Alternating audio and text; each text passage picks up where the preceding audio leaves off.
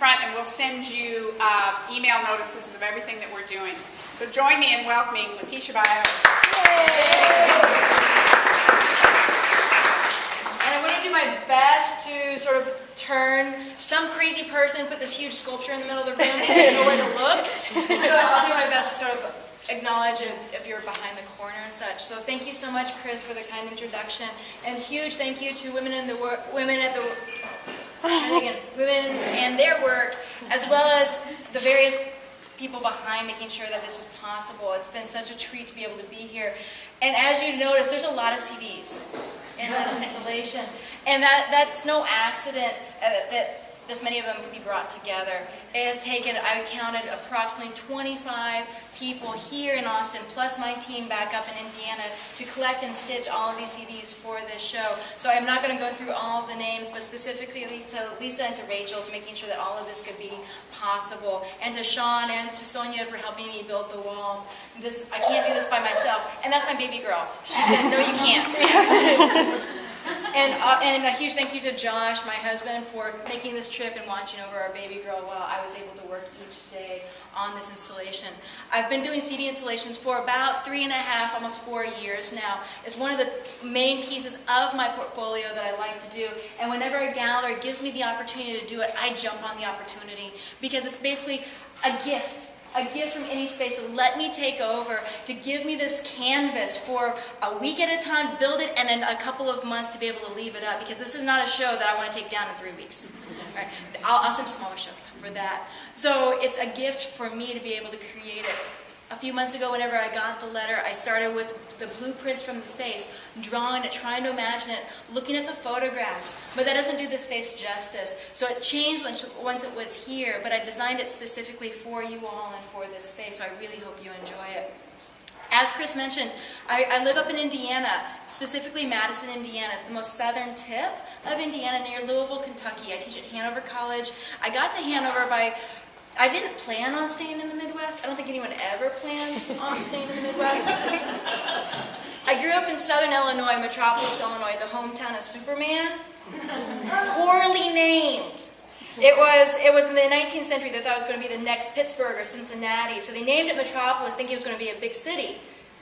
And it never got past 7,000 people. But in the 20s, when the comic book came out, Superman lived in Metropolis, and it was the only metropolis on the map. So they adopted it, so when you go to this little tiny town, there's a 25-foot tall statue of Superman in the middle of town, standing there. There's a big green rock that's painted green, says kryptonite. And then there's this newspaper. What do you think it's called? Yeah, no, actually it's the Planet, because it only comes out once a week. And the Weekly Planet doesn't sound nearly as cool. But there's something about, I think, that being in this small town where my dad was one of the few doctors in town, and everybody asks me what my ethnicity is because I'm kind of confusing. When you look at me, you're like, what is she? I get that a lot. Plus that last name, Bajuyo. My dad's from the Philippines. He's Filipino-Chinese. My mom is French-Dutch. And then I grew up in southern Illinois, and at a time when maybe being biracial wasn't exactly the coolest thing yet. So I find myself continuing to do that with my own materials the same way that I never felt I fit in. But I felt that there's this unique blend between these two different cultures, being in a bilingual household, and then living out in the country where my brothers and I didn't have internet, we didn't have cable, we didn't even have VHS. My mom would send us out, so we'd go build forts out of sticks. Or whatever we had on hand. We had about a 3-acre front yard. One time I thought, I'm going to run away. I was all angry at something. I'm going to run away. And then I remember looking out the door. I was like 7. Wow, the street's really far away. So I changed my mind. But we lived out in the country, so I think that pace, that visual, sort of created a lot of what my aesthetic is like still today, the way that I want to build something, or the way that, okay, this might have been a stick, or maybe it was a log for the fire, or these are leaves, but I'm going to make it into this. That, I think, has stayed with me. I just didn't always know that what I was creating could be art. It wasn't until I went to Notre Dame for undergrad that I started to combine the ideas I was studying with the way that I liked to make. And then I continued on to Tennessee, and then after that, Hanover College hired me, and I've been teaching up there ever since 2001. Along the way, one of the things I get to do, I get a lot of questions about as far as, how do you make a living off of making this? Well, I don't really. Who could? So one of the things I really do is I like to teach, I like to share, and I like to communicate. I went to Notre Dame thinking biochemistry? No. I liked physics and I liked science, but I really liked people. I still like people, I guess. I really like communicating. I couldn't handle being in the lab, not being able to interact, or where the interaction was so much more delayed. I really admired people who could do that, but I needed that context, that contact with others. So I found myself enjoying my art classes, but also enjoying classes such as my anthropology of art. To this day, that book is still on my shelf. Ellen Disniake's Homo Aestheticus book still guides me with every piece. I go back to this idea, we're not just Homo sapiens or Homo erectus, but that we're Homo Aestheticus. We as individuals create the second we have all of our basic needs met. Once you have food, shelter, sex, you're comfortable, what do you do next? You start to aestheticize. Whether you put earrings in, you put little designs on the end of a fork, there's this desire for being human to make a change to the space around you. So for me, that's something that guides me as far as the way that I want to make. Blend that in back to that idea that I've been a maker ever since I was little. Maybe it was just to keep myself busy and keep me out of trouble, or it's because I saw potential in each of these objects that maybe nobody else liked. So I bring all those ideas together, plus my interest in science fiction. I'm watching Voyager right now. I just finished, I'm on season 7. I'm slowing down because it's about ready to be over. I just finished watching Enterprise, Battlestar Galactica, books such as Brave New World, 1984. These are other things that I find myself bringing into my studio, if in my head or in my sketchbook. So whenever I make a piece, a lot of people ask me, so where do your ideas come from? I gather all of this together and intertwine, stitch together almost, much like the way that this quilt, this visual quilt is stitched together, to be able to pick and choose. Sometimes one idea gets left behind and another one pulls forward, but I always have these different parts playing a part someplace in each of the pieces I do, whether it ends up being a drawing. My next exhibition that I'm doing are all drawings. Just graphite on wood and graphite on paper, while I am brainstorming the next piece, the next large-scale one. So that's what I do in a nutshell. I would love to answer any questions, or if not, we can turn the theremins back on and you guys can continue to play and enjoy. Again, thank you so much to Women in the Work and to all the people who made this possible today. Thank you. Yay! Thank you.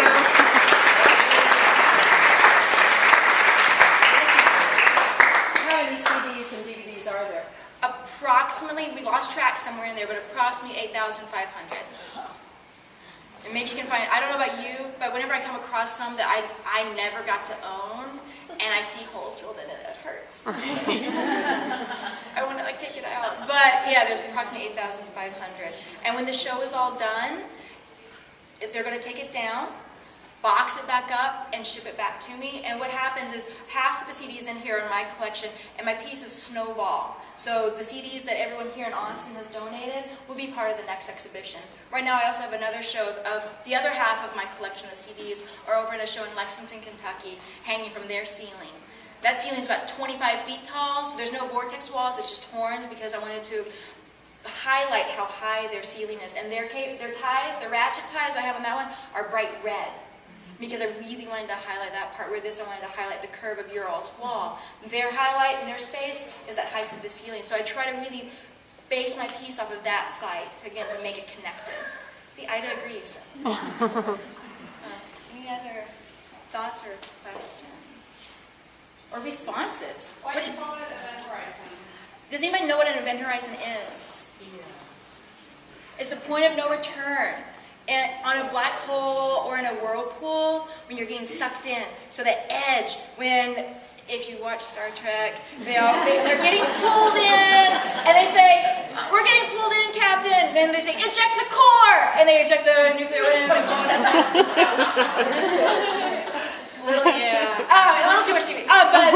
But that's, so the event horizon, in a way I like to think about it, is like this edge right here, where it's kind of nice and calm, and all of a sudden you get pulled in.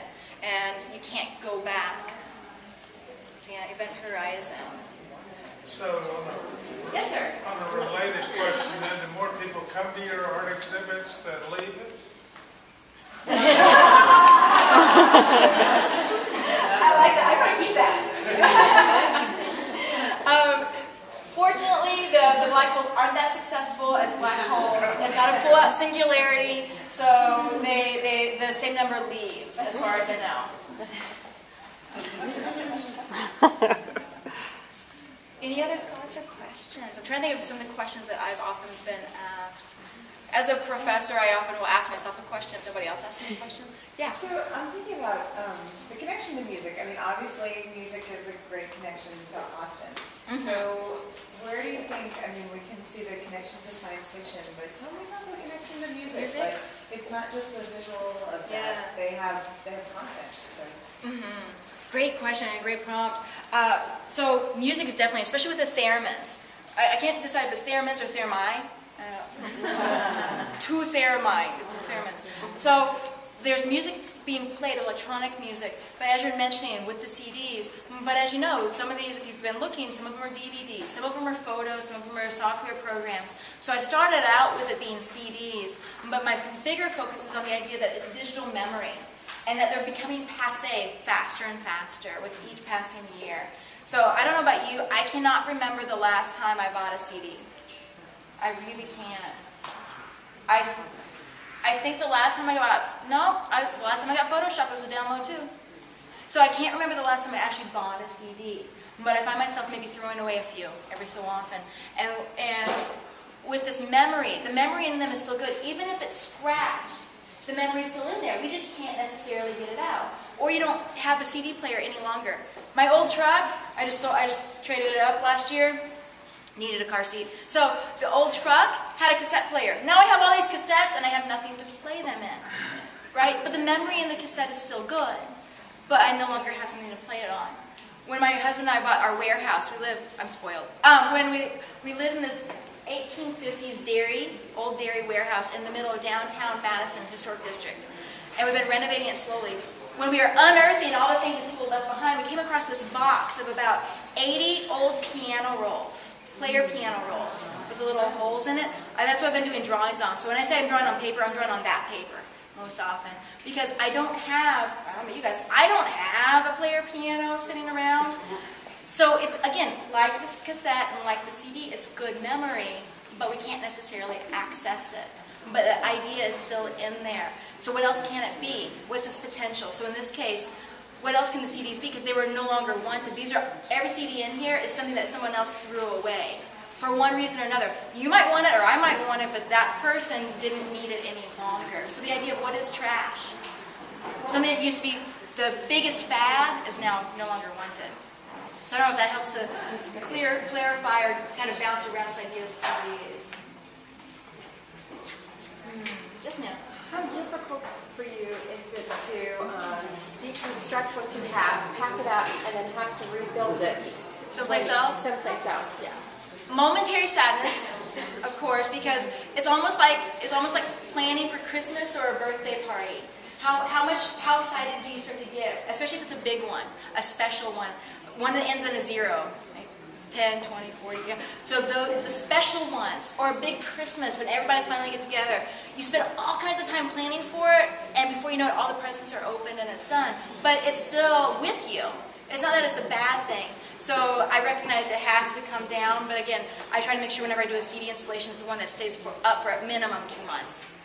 Whenever I'm going to do one, to make it at least the payoff to be there on the other end. Yeah, with this one, I don't have to take it down. So, thank you to women in the work gallery people. They all disperse fast. And to FedEx, because they will be obviously taking care of bringing it back. But there is a small little tear, a little bit of sadness when it comes down, because it is just that one time. But Christo and Jean-Claude, right, their works. One of my favorite quotes from Christo is whenever people constantly would ask him, why only 3 weeks? Why not longer than 3 weeks? Or couldn't you put one of your pieces, or a segment of one of your pieces, in a museum so we can see part of it? And his response again and again was that it takes more courage to make something that doesn't last than it does to make something that's going to last forever. And I remember when I read that for the first time, and then I heard him say it one time, I was really moved. I was like, that's what I want. That doesn't mean that every piece I make has to do that. But for some of them, I like it that it does become a very special event, a short-term event that then disappears. But yeah, there is a bit of sadness anytime it comes down. But I start to plan the next one.